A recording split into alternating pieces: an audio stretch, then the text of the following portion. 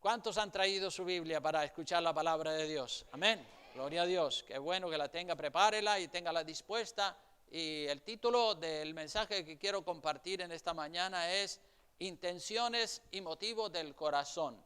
Ese es el título del mensaje. Ahí está escrito y ahí lo pueden ver. Y todos los textos bíblicos que vamos a ir citando, usted los puede localizar y tenerlos listos para que cuando toque el turno usted los pueda leer. Intenciones y motivos del corazón. Ese es el tema del que quiero compartir en esta mañana preciosa.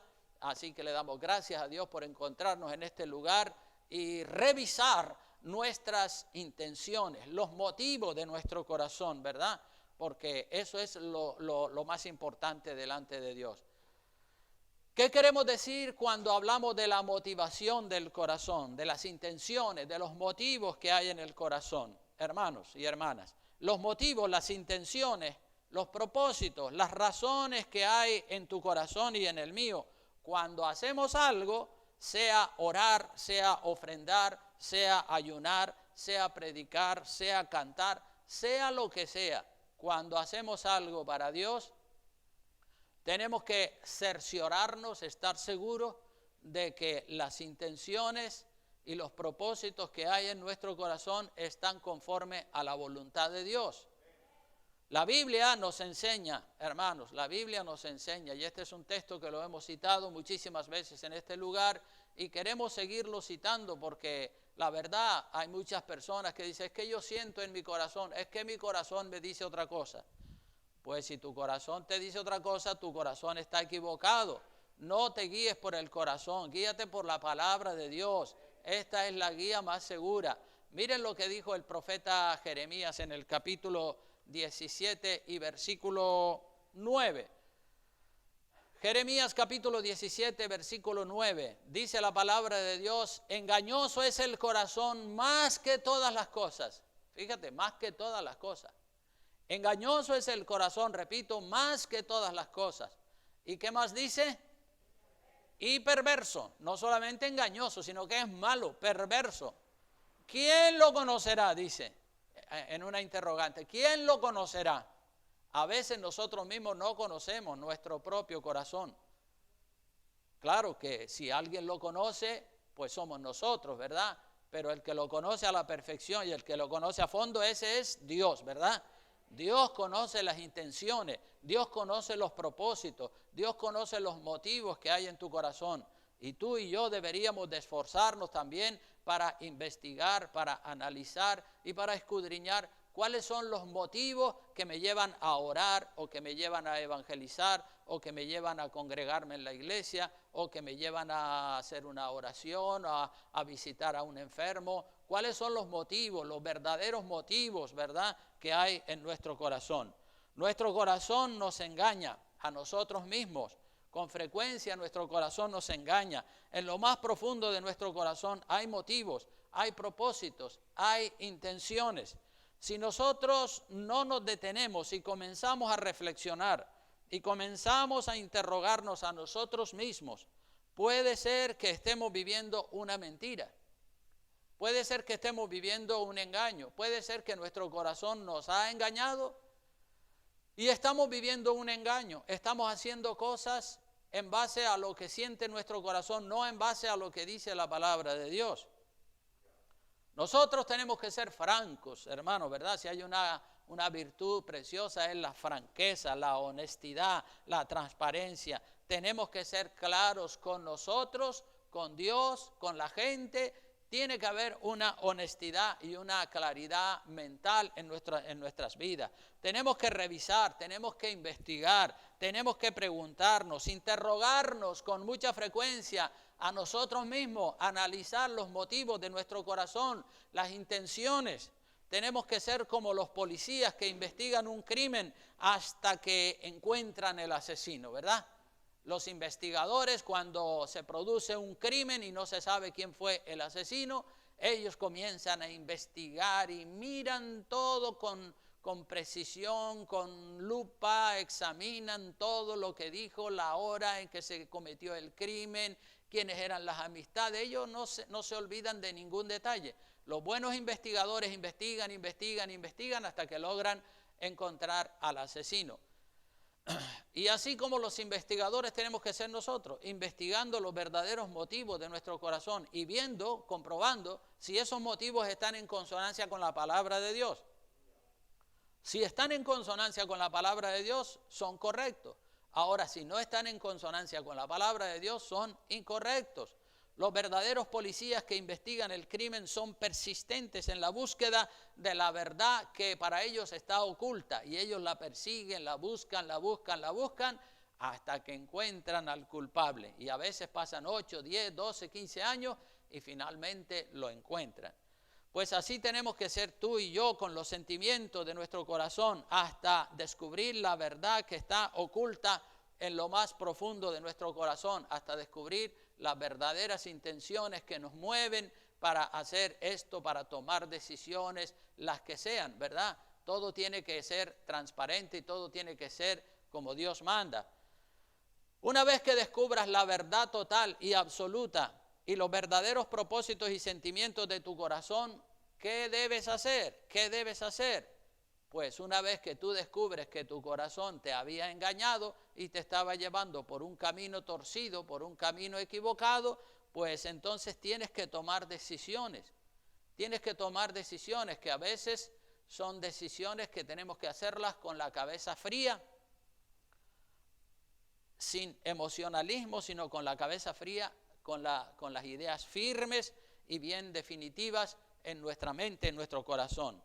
Si en esa investigación profunda que te has hecho a ti mismo, te das cuenta que has vivido en una mentira, que has vivido de apariencias, que no has sido la persona que tenías que haber sido, lo primerísimo que debes hacer es confesarle a Dios, ¿verdad?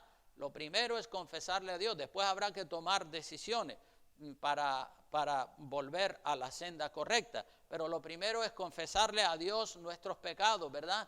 Tus pecados, arrepentirte, confesar con dolor de corazón por haberle ofendido a Dios y por haberle ofendido a tus semejantes y por haber dado una imagen que no era la verdadera imagen que tú sentías en el corazón. Miren lo que dice Primera de Juan capítulo 1 versículo 9. Primera de Juan capítulo 1 versículo 9, allí la palabra del Señor nos enseña claramente que tenemos que confesarle nuestros pecados, es decir, el haber vivido una vida de apariencias, el haber tenido intenciones y motivos en el corazón equivocados. Dice la palabra en el verso 9 de Primera de Juan capítulo 1, dice, si confesamos nuestros pecados, si los confesamos, si no los confesamos no sucede nada. Los pecados hay que confesarlos. Obviamente nosotros los evangélicos no los confesamos como hacen los católicos, ¿verdad? Ellos van y se confiesan delante de un sacerdote y se ponen de rodillas ante un confesionario. Pero nosotros confesamos nuestros pecados a Dios cuando los pecados van en contra de Dios, y si van contra la persona, si van contra el vecino, pues ¿a quién le tengo que confesar ese pecado? Obviamente al vecino, no al sacerdote, sino al vecino, porque fue al vecino a quien yo ofendí, o al compañero en el trabajo. A él voy y le confieso que le falté el respeto, o que no hice las cosas, o que no le traté correctamente. Por eso tenemos que confesar el pecado contra la persona contra la cual hemos pecado, no al sacerdote, pero sí también se los tenemos que confesar a Dios, porque todo pecado contra el hombre también es pecado contra Dios. Por eso la Biblia dice, si confesamos nuestros pecados, Él es fiel y justo para perdonar nuestros pecados y limpiarnos de toda maldad.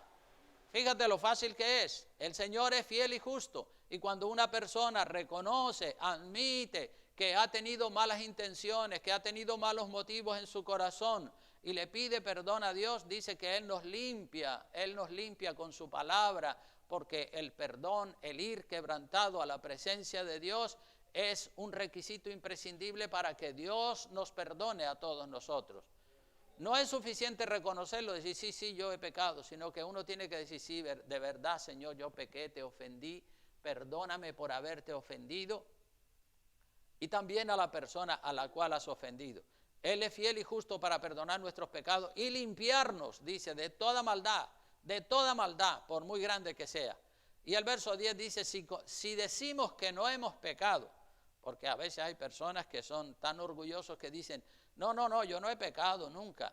Dice, si decimos que no hemos pecado, le hacemos a él mentiroso y su palabra, la palabra de Dios no está en nosotros. Todos hemos pecado. Yo he pecado. ¿Y cuántos aquí han pecado, verdad?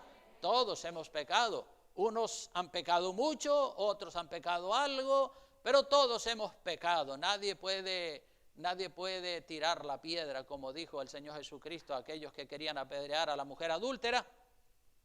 El que de vosotros esté sin pecado, ninguno le pudo tirar la piedra, porque todos habían pecado. Y la Biblia dice que todos hemos pecado. Claramente lo dice. Aunque nos dé vergüenza confesar nuestros pecados, hay que hacerlo. Hay que hacerlo, aunque nos dé vergüenza. Es preferible pasar un momento de vergüenza y quedar libre de esa carga de conciencia que no estar arrastrando toda la vida ese malestar, ese mal recuerdo, esa amargura que te está continuamente amargando la vida. Hay que ser valiente y pedir perdón. Y una vez que uno pide perdón, pues ya queda libre. Ya la conciencia te deja en paz. Puedes dormir tranquilo o tranquila por la noche porque ya pediste perdón. Cuando el diablo te dice, es que tú hiciste esto y esto y esto y esto. Y entonces tú dices, sí, es verdad, lo hice, pero ya le pedí perdón a Dios y le pedí perdón a la persona contra la cual pequé. Entonces ya estoy libre y el diablo ya no puede seguir acusándote en tu cabeza, en tu mente. Cuando confiesas tu pecado experimentas un gran alivio, una tremenda libertad con la que podrás adorar a Dios y sentir su dulce presencia. Porque hay personas que sin haberle pedido perdón al Señor o a las personas a las que han ofendido, vienen a orar. Y oran y oran y oran, pero no sienten nada. Están secos por dentro, no sienten la presencia de Dios. ¿Y por qué no siento la presencia? Y entonces comienzan a decir, no, en esta iglesia no se siente la presencia de Dios. Me voy de esta iglesia porque aquí no se siente el Espíritu de Dios. Bueno, si tú no sientes el Espíritu de Dios es porque tú estás mal. Pero si tú le pides perdón a Dios, la palabra claramente te dice que Él te limpia de todo pecado. Y si te limpia y quedas limpio de conciencia, entonces puedes adorar a Dios en espíritu y en verdad. Aunque el que está a tu lado a lo mejor esté más frío que un bloque de hielo, pero tú estás lleno del Espíritu Santo.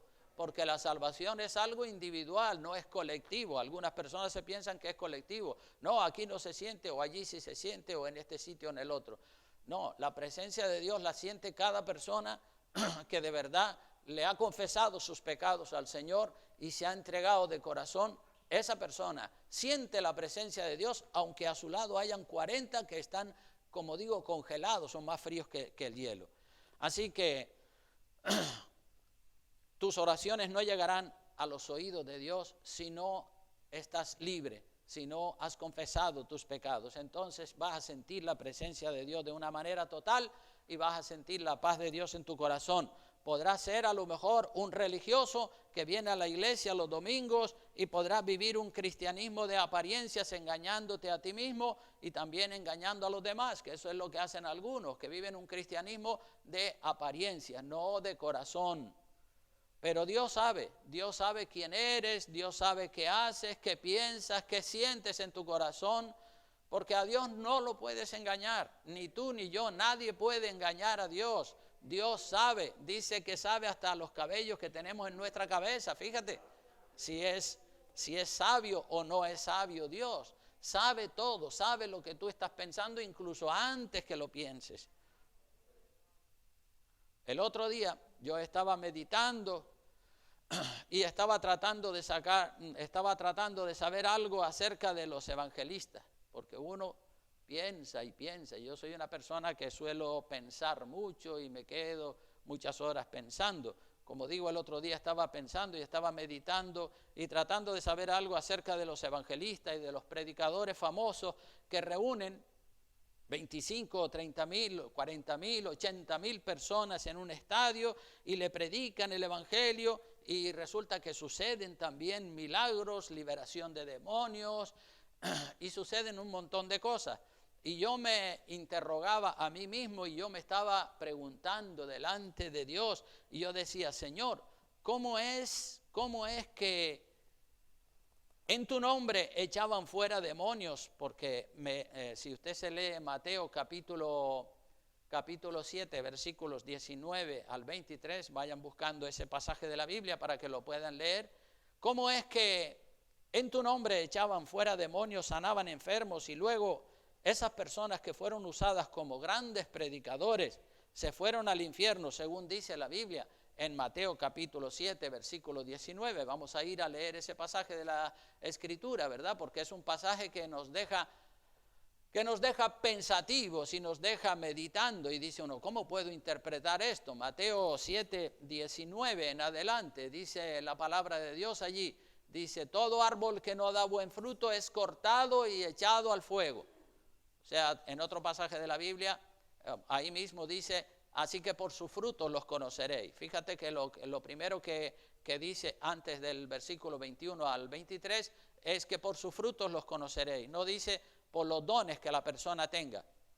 Puede tener el don de sanidad, el don de milagros, puede predicar con una elocuencia impresionante que deja a la gente con la boca abierta, pero no es por los dones por los que podemos nosotros identificar si una persona es de Dios o es del diablo, porque el diablo se disfraza, dice la Biblia, como ángel de luz, y sabe disfrazarse y sabe imitar a los verdaderos siervos de Dios. Y las personas que no tienen discernimiento, las personas que son ingenuos, el diablo le mete gato por liebre.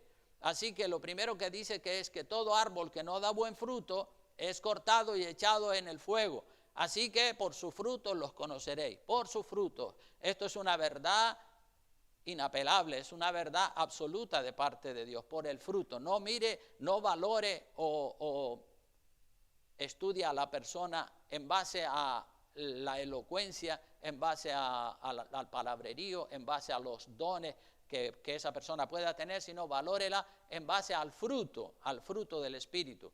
Ese es un tema largo, el fruto del Espíritu, amor, gozo, paz, paciencia, etc. Ya dice la Biblia lo que es el fruto del Espíritu.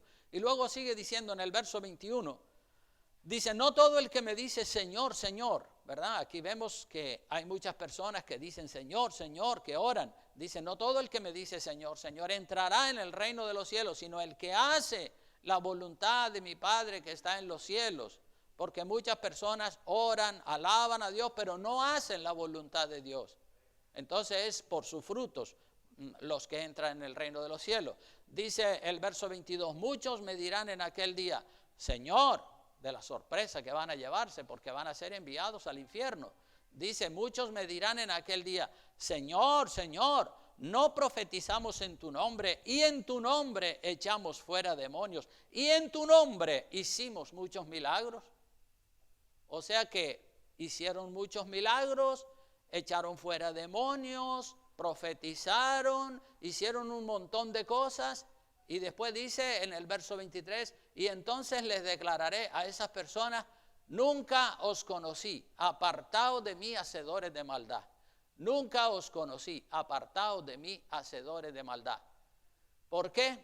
Porque las intenciones, los motivos del corazón de esa persona que era muy elocuente, de ese evangelista que arrastraba multitudes o de ese predicador, y no estoy diciendo con esto que todos los que lo hacen son siervos de Satanás.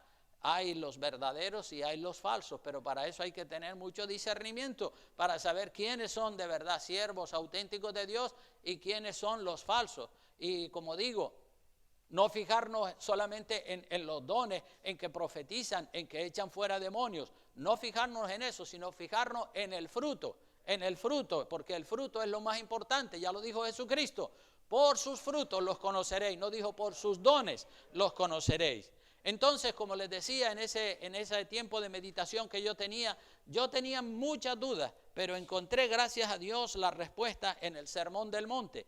El Sermón del Monte, en el capítulo 6 del libro de Mateo, vamos allí al capítulo 6, ese es un sermón, el mejor sermón del mundo entero. Mateo capítulo 6, predicado por el mismísimo Señor Jesucristo, el sermón del monte o el conocido sermón de la montaña, cuando Jesucristo dejó a esa multitud que le estaba siguiendo, una multitud impresionante de personas que estaban abajo en el valle siguiéndole y escuchando su palabra. ¿Y qué hace el Señor ahí?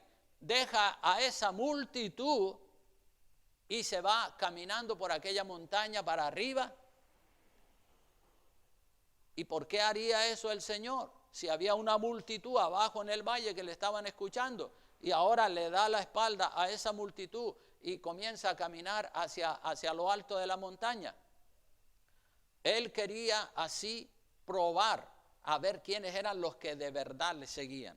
Los que de verdad le seguían estaban dispuestos a caminar con él hacia la montaña para oírle allá arriba, en lo alto de la montaña. Los que solamente eran oidores, esos no dieron 2 pasos para seguir al Señor Jesucristo. Esos se quedaron abajo en el valle porque allí estaban mucho más cómodos, pero aquellos que de verdad tenían en el corazón el deseo de seguir a Jesús, aunque fuera a lo alto de la montaña, un grupo de ellos, entre ellos estaban los apóstoles y algunas otras personas, siguieron a Jesús hasta lo alto de la montaña y allí les predicó el sermón más excelente, más maravilloso que nadie jamás haya predicado. Vamos a ver algunos fragmentos de este sermón porque el sermón es muy grande, pero vamos a ver en el capítulo 6 un poco del sermón del monte.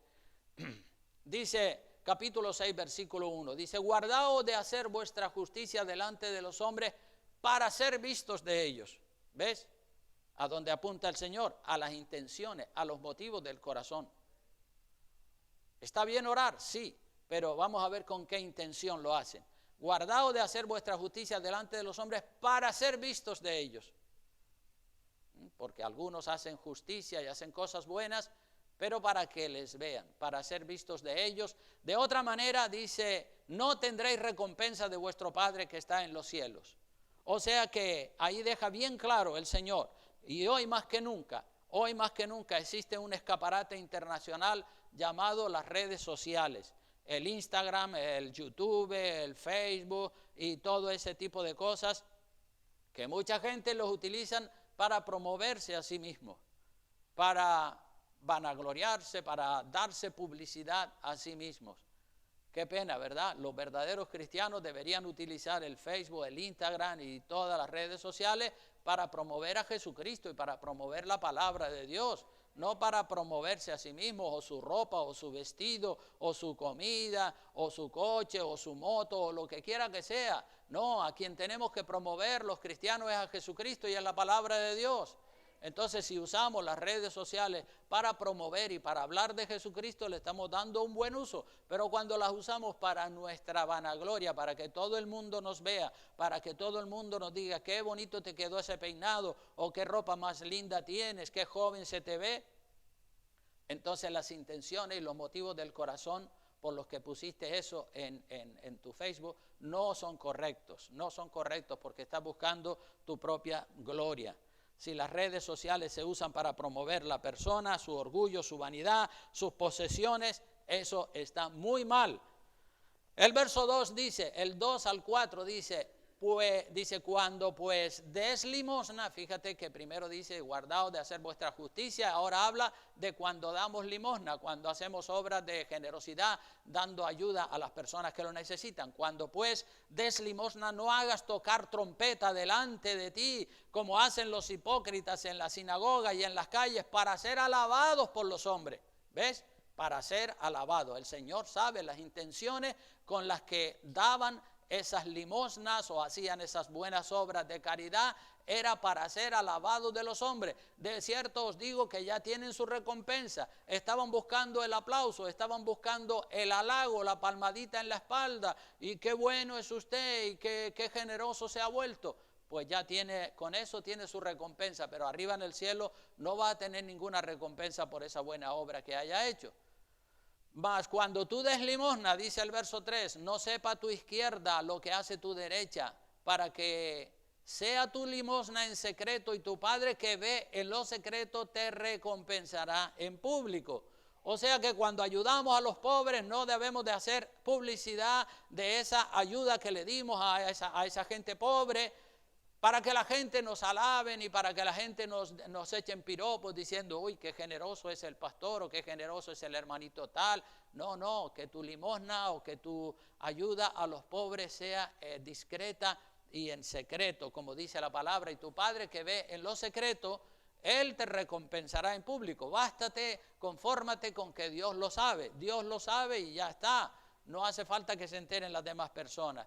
Versos 5 al 7 del Sermón del Monte, capítulo 6, dice: y cuando ores, mira qué enseñanza más linda esta. Cuando ores, no seas como los hipócritas, porque ellos aman el orar en pie en las sinagogas y en las esquinas de las calles. No es que esté mal orar en pie y en voz alta en la sinagoga o en las esquinas de las calles. Eso no está mal. Pero lo que está mal es la intención, el propósito con el cual lo están haciendo. Pues el propósito está ahí en ese versículo 5 al final, dice: para ser vistos de los hombres, para ser vistos de los hombres. O sea, si lo haces para que te vean, ya no te sirvió para nada esa oración, esa buena obra que has hecho. Dice el verso 6, mas cuando tú ores, entra en tu aposento y cerrada la puerta, ora a tu Padre que está en secreto, y tu Padre que ve en lo secreto te recompensará en público. Y orando no uséis vanas repeticiones como los gentiles, que piensan que por su palabrería van a ser oídos, porque saben orar muy bien y tienen una facilidad de palabra impresionante, impresionan con sus oraciones. Así que cuando oramos, claro que se puede orar en alta voz, en algunos lugares, en algunos momentos, en algunas circunstancias, pero siempre hemos de tener cuidado para que no se nos meta el orgullo en el corazón por lo bonito que hemos orado. La mejor oración es a solas, en el cuarto, en la presencia del Señor, en intimidad con Dios. Aleluya. Versículos 8 al 15. Ahí habla de la sencillez del Padre Nuestro. Cantamos el Padre Nuestro en el culto en esta mañana, esa canción tan bonita. Dice en el verso 8, no os hagáis pues semejantes a ellos, porque vuestro Padre sabe de qué cosas tenéis necesidad antes que vosotros le pidáis. Vosotros pues oraréis así. Y comienza con el Padre Nuestro. Padre Nuestro. Vosotros pues oraréis así: Padre nuestro que estás en los cielos, santificado sea tu nombre. Es decir, Dios quiere que primero que nada le santifiquemos, le adoremos, le alabemos en espíritu y en verdad, como Él manda en su palabra. Venga tu reino, dice el verso 10, hágase tu voluntad, como en el cielo, así también en la tierra. La voluntad de Dios, aleluya, que se haga en tu vida, que se haga en la mía. Y en el verso 9 nos enseña también que hay que orarle al Padre. He visto muchos cristianos y cristianas que oran al Espíritu Santo. El Señor Jesucristo, que es Dios, nos enseñó que cuando los discípulos le dicen que les enseña a orar, Él les dice: ustedes oran de esta manera, Padre nuestro, es decir, nuestra oración va siempre dirigida al Padre. Claro, es verdad que entramos al Padre de la mano de nuestro Señor Jesucristo. Él nos lleva de mano, como si fuéramos un niñito pequeño, nos lleva de mano ante el Padre y Él nos presenta ante el Padre. Él es el mediador, como dice la palabra. Jesucristo es el mediador entre Dios y los hombres. Entonces, para ir al Padre tenemos que ir de mano de nuestro Señor Jesucristo. Pero la oración tenemos que dirigirla al Padre en el nombre de Jesucristo. Ya lo dice también la palabra en otro lugar.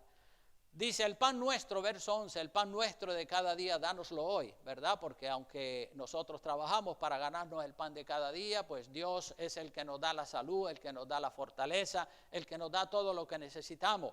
Y también perdónanos, dice, perdónanos nuestras deudas, como también nosotros perdonamos a nuestros deudores. Perdónanos nuestras deudas, como también nosotros perdonamos a nuestros deudores. Si nosotros no perdonamos, Dios no nos puede perdonar. Hay personas que tienen una deuda pendiente, tienen una situación conflictiva que ha sucedido en el pasado y no han sido capaces de arreglar eso o de intentar arreglarlo, de pedir perdón. El versículo 14 dice: porque si no perdonáis a los hombres sus ofensas, os perdonará también a vosotros vuestro Padre Celestial. Y el 15, mas si no perdonáis a los hombres sus ofensas, tampoco vuestro Padre os perdonará vuestras ofensas. O sea que si nosotros queremos que Dios nos perdone, primero tenemos que perdonar a nosotros. El que no perdona no podrá ser perdonado. Así que por la cuenta que nos trae a cada uno de nosotros, más vale pedir perdón para que luego cuando nosotros vayamos delante de Dios le digamos, Señor, perdónanos cuando se nos acuse de pecado, porque el diablo es el acusador de los hermanos y está siempre acusándonos de pecado, pero el único que nos puede perdonar es Dios. Pero para que Dios nos perdone, nosotros ya teníamos que haber perdonado a nuestros semejantes. Y concluye este Padre Nuestro diciendo acerca de las tentaciones, ¿verdad? No nos metas, en el verso 13, dice, no nos metas en tentación, mas líbranos del mal, porque tuyo es el reino, el poder y la gloria por todos los siglos. Amén. En otro pasaje de la Biblia dice, no nos dejes caer en tentación, ¿verdad? Cuando oramos es, Señor, no nos dejes caer en tentación. No es que el Señor nos mete en tentación, sino que lo que el Señor hace cuando nosotros estamos tentados es que evita que nosotros caigamos en tentación. Por eso dice, no nos metas en tentación, es decir, no nos dejes caer, guárdanos de las tentaciones. En el verso 16 al 18 tenemos el ayuno. Dice, cuando ayunéis no seáis austeros como los hipócritas, porque ellos demudan sus rostros para mostrar a los hombres que ayunan. De cierto os digo que ya tienen su recompensa. Pero tú cuando ayunes unge tu cabeza y lava tu rostro para no mostrar a los hombres que ayunas, sino a tu Padre que está en lo secreto, y tu Padre que ve en lo secreto te recompensará en público. Este es otro cambio que el Señor Jesucristo ha implementado, porque en el Viejo Testamento, cuando una persona tenía una aflicción o tenía un problema, ayunaba y oraba, y se echaba ceniza en la cabeza, se ponía un saco de esos bastos y se tiraba ahí en el suelo y se demacraba y se despeinaba y allí estaba todo afligido, sin comer, y todo el mundo que lo veía decía, uy, ¿qué te pasa? No, que estoy ayunando porque tengo un problema y tal y cual. Y entonces el hombre todo demacrado, todo afligido, echándose ceniza por encima, revolcándose ahí en el suelo. El Señor dice en el Nuevo Testamento que cuando nosotros hagamos un ayuno, no lo hagamos de esa manera como se hacía en el Viejo Testamento.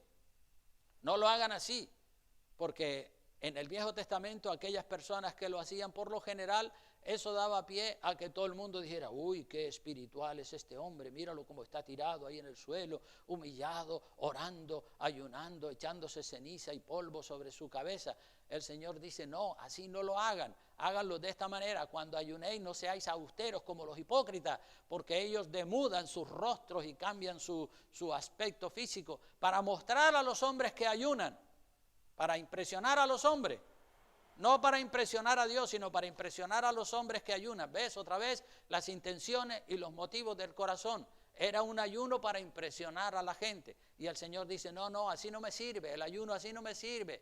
No lo hagas para mostrar a los hombres que ayunan. De cierto os digo que esa gente que lo hacen para impresionar a los hombres ya tienen su recompensa. No van a recibir recompensa en el reino de los cielos. Y luego el Señor nos explica y nos dice en el verso 17 y 18 cómo hay que hacer el ayuno en el Nuevo Testamento. Dice, pero tú cuando ayunes, unge tu cabeza y lava tu rostro, échate un poco de perfume, lava tu rostro y no des apariencia a nadie de que estás ayunando, no te demacres ni te tires al suelo, hazlo en lo secreto para mostrar a los hombres, dice el verso 18, para no mostrar a los hombres que ayunas, sino a tu Padre que está en lo secreto, y tu Padre que ve en lo secreto te recompensará en público.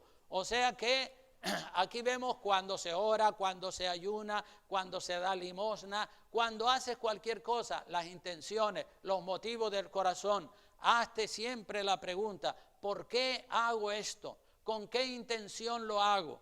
Y entonces cuando te haces esa pregunta, inmediatamente el Espíritu Santo te va a dar la respuesta y va a salir a la luz el verdadero motivo que está en el fondo de tu corazón. Los tesoros materiales también habla en el verso 19 al 21. Todo está en las intenciones. Verso 19 al 21 habla de no os hagáis tesoros en la tierra donde la polilla y el orín corrompen y donde ladrones minan y hurtan, sino haceos tesoros en el cielo donde ni la polilla ni el orín corrompen y donde ladrones no minan ni hurtan, porque donde esté vuestro tesoro, allí estará también vuestro corazón. Donde esté vuestro tesoro, allí estará tu corazón. Si tu tesoro está en el trabajo, pues allí está tu corazón. Si tu tesoro está en los deportes, pues allí está tu corazón. Así que sigue diciendo la lámpara, verso 22, la lámpara del cuerpo es el ojo. Así que si tu ojo es bueno, todo tu cuerpo está lleno de luz. Pero si tu ojo es maligno, todo tu cuerpo estará lleno de tinieblas. Así que si la luz que hay en ti es tinieblas, ¿cuántas no serán las mismas tinieblas? Ninguno puede servir a dos señores, porque o aborrecerá al uno y amará al otro, o estimará al uno y menospreciará al otro. No podéis servir a Dios y a la riqueza. O sea que todo está en las intenciones del corazón. ¿Para qué lo hacemos? ¿Por qué lo hacemos? ¿Con qué propósito? Y cuando yo estaba orando y yo estaba meditando, es como que Dios me contestó esa oración y me aclaró todo respecto de lo que les estaba diciendo de esos predicadores que reúnen 20, 30 mil hombres o personas. Me dijo, si ese predicador famoso que reúne 30, 40 mil personas en un estadio de fútbol, lo hacía por dinero, o lo hacía por buscar la fama, o lo hacía para presumir o para ser visto por los hombres, pues ese predicador, por muy famoso que sea, se irá al infierno, según vimos en Mateo capítulo 7, se irá al infierno. Por su fruto los conoceréis, no por sus dones. Entonces, es como que el Señor con el capítulo 6 me respondió a la pregunta del capítulo 7, donde se declara que esas personas irán al infierno. Es decir, en el capítulo 7 leímos en el versículo 22, donde decía, muchos me dirán en aquel día, Señor, Señor, no profetizamos en tu nombre, y en tu nombre echamos fuera demonios, y en tu nombre hicimos muchos milagros. Bueno, pues si lo hizo para la gloria de Dios, con un buen propósito, con una buena intención, ese varón de Dios o ese siervo del Señor irá para el cielo. Pero si lo hizo por dinero, si lo hizo por fama, si lo hizo por popularidad o por promoverse a sí mismo, pues entonces se condenará. Eso es lo que nos enseña la palabra de Dios. Nos enseña mucho acerca de las intenciones. Este capítulo 6 del libro de Mateo nos enseña acerca de las intenciones, de los motivos del corazón. Entonces todo está en las intenciones, en los propósitos, en los motivos del corazón de cada persona. Si oras, si ayunas, si das diezmos, si visitas a una persona, si cantas, si tocas un instrumento, si predicas, cualquier cosa que hagas, lo que Dios mira son las intenciones, los motivos del corazón. Amén. Dios no mira otra cosa. No hagas nada para impresionar al pastor ni a la iglesia. Hazlo todo para la gloria y la honra del Señor. Hay personas que son engañadas. Dije antes que hay personas que son engañadas por su corazón. Se dejan engañar porque no quieren cambiar la desidia, no quieren cambiar la frialdad que hay en su corazón hacia las cosas de Dios. Un pastor me dijo el otro día que una familia completa se había marchado de su iglesia porque, según el cabeza de familia, el pastor predicaba mucho acerca de la santidad y acerca del tomarse las cosas de Dios en serio, y que señalaba mucho el pecado que había en los miembros de la iglesia. Y este varón pues no quería que su pecado fuera señalado, quería seguir pecando y quería que todo fueran bendiciones, Dios te ama, y como que Dios bendijera el pecado de la persona.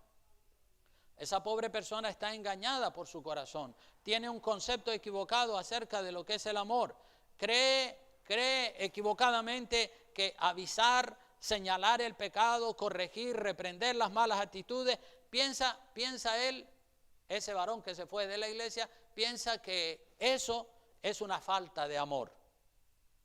El amor, el concepto que tiene del amor es que el amor no señala el pecado, que el amor es todo bendiciones, aunque la persona esté en pecado, y eso es un concepto equivocado del amor.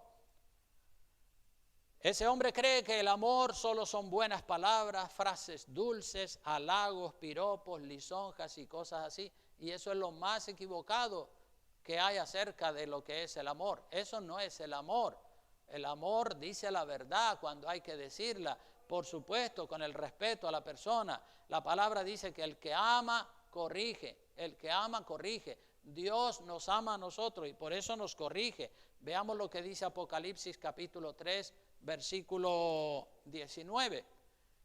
Apocalipsis capítulo 3, versículo 19, ya voy terminando ya. Hoy tenemos la Santa Cena, como pueden ver. Capítulo 3, versículo 19.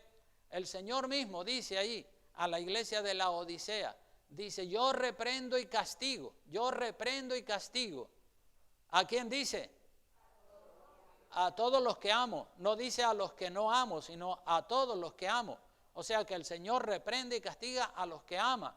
Así es que cuando tú te sientes reprendido por el pastor o por una prédica o porque algo de lo que el pastor ha predicado ha caído en tu corazón y tú te sientes ahí identificado y dices, uy, sí, yo le estoy fallando al Señor en ese aspecto, pues da gloria a Dios, porque dice la palabra, yo reprendo y castigo a todos los que amo. Eso es una señal del amor de Dios. El amor es corregir, reprender, instruir. Sé pues celoso, dice el verso, y arrepiéntete para que puedas obtener el perdón de Dios. Hay personas que no quieren mejorar su cristianismo, tienen a lo mejor un cristianismo enfermo, un cristianismo mutilado, un cristianismo desmantelado, mundanalizado, en el que viven y por eso se molestan y se van de la iglesia al oír mensajes acerca de que tenemos que vivir en santidad, porque sin santidad nadie verá al Señor. Hay muchos cristianos que debiendo ya ser maduros por los años que llevan de convertidos, todavía tienen una mentalidad equivocada, todavía no tienen las cosas claras en su cabeza. Algunas características de los niños, por ejemplo, son las siguientes. Bueno, especialmente los que son padres y las que son madres, y aunque no lo sean, pues todos sabemos cuáles son las características de los niños físicos. Ahora había un grupo de niños que bajó abajo a la escuela dominical. Una de las características principales de los niños, digo esto en referencia a los niños para aplicarlo después en referencia a los cristianos, una de las características principales de los niños es el rechazo a la responsabilidad. La responsabilidad de hacer los deberes que se le marca. Los maestros le marcan deberes a los niños en el colegio y si el padre y la madre no están allí, ¿ya hiciste los deberes? Venga, ponte a hacer los deberes. No, sí, después los hago. Y el padre y la madre tienen que estar allí continuamente y verificar que el niño está haciendo los deberes, porque una de las características de los niños es la irresponsabilidad. Ellos lo que quieren es jugar, que esa es otra característica, ¿verdad? Otra característica que tienen los niños es jugar, el amor por los juegos, por el entretenimiento. Cuando un niño le coge el gusto a una play, a una maquinita o a un determinado juego, al fútbol o lo que sea, a ese entretenimiento, es muy difícil después quitarle ese vicio, ese juego. Está bien dejarle jugar un ratito, pero cuando el niño se envicia con ese juego, después quitárselo, eso es un problema tremendo. Y otra de las características, como 3 características principales estoy citando, la irresponsabilidad. Los niños no son responsables, hay que decirle todos los días, venga, lávate los dientes, venga, haz los deberes, haz esto, haz lo otro, desayúnate, vístete, cámbiate, arregla tu cuarto, ¿verdad? La irresponsabilidad. El otro es el amor por los juegos y por los entretenimientos, y por último el amor por los caramelos, por las golosinas, por los pasteles, por los helados, las comidas típicas de restaurantes, de papas fritas, hamburguesas y cositas así. Eso es lo que le gusta a los niños. Esas son características especiales de los niños. Y claro, como son niños, pues hay que ayudarlos a que vayan eliminando todas esas malas actitudes y hay que irlos dosificando y regulando para que ellos crezcan sanos y fuertes. Pues así como los niños físicos, así también son muchas personas que ya son adultos, pero que tienen también esas actitudes infantiles. Solo quieren oír palabras bonitas, dulces, agradables al oído, quieren que el pastor les bendiga, que les apruebe sus vicios, sus pecados, su orgullo, sus malos hábitos. No quieren asumir responsabilidades espirituales, no quieren evangelizar, no quieren orar, no quieren estudiar la palabra de Dios, son irresponsables y no quieren asumir responsabilidades. Les cuesta mucho asumir responsabilidades como a los niños. Entonces, bien, con esto termino invitándoles a que hagamos una reflexión seria y que averigüemos las intenciones de nuestro corazón. Quizás durante el mensaje de la palabra el Señor te haya hablado y te haya mostrado alguna actitud, algún motivo, alguna cosa buena que hiciste, pero que la hiciste con un mal propósito. Porque las cosas que hacemos buenas están bien, la obra está bien, pero el propósito con el cual se hizo esa obra, con el cual se oró, con el cual se ayunó, con el cual se le dio una limosna a una persona necesitada, el propósito, las intenciones del corazón.